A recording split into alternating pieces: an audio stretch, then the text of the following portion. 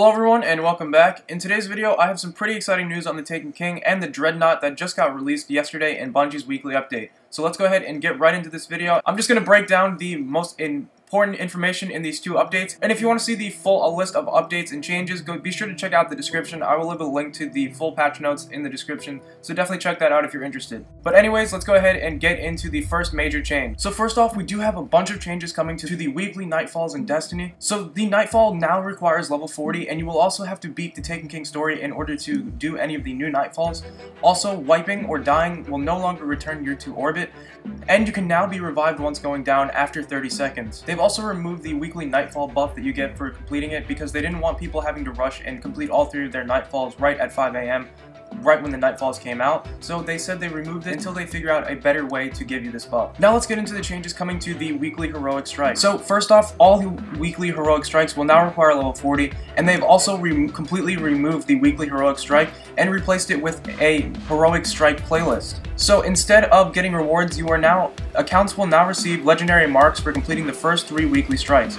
Also, they removed the weekly cap on how many legendary marks can be earned, so no longer can you just earn 200, although you will only be able to hold 200 at a time. So once you hit 200, you're going to want to go ahead and spend those so that you can keep earning more throughout the week. And you are also guaranteed a legendary engram drop from a character's first clear on a weekly heroic strike. So there you go, right there, you can go ahead and just guarantee yourself 3 legendaries every week. Now for some pretty big changes coming to the Crucible, there will now be daily and weekly heroic PvP events. So once you have leveled up the Lord Shax, where you pick up your Crucible bounties, you can, once you level him up to, I believe, level 3 or maybe level 5, once you complete a couple of side quests for him, you will then unlock the weekly heroic bounty and the daily heroic bounties for Crucible.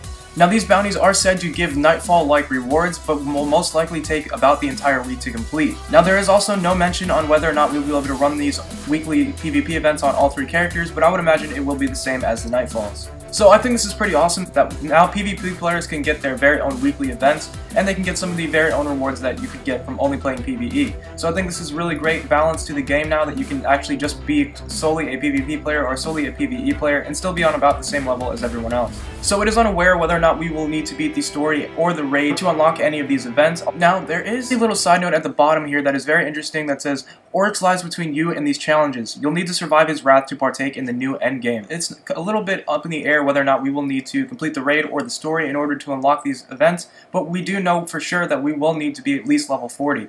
So anyways guys, that's pretty much all the information from this weekly update. So if you want to check out the full update, I will leave a link to that in the description. Also, if you're not already, be sure to subscribe for daily Destiny content, and I will catch you guys tomorrow in another video.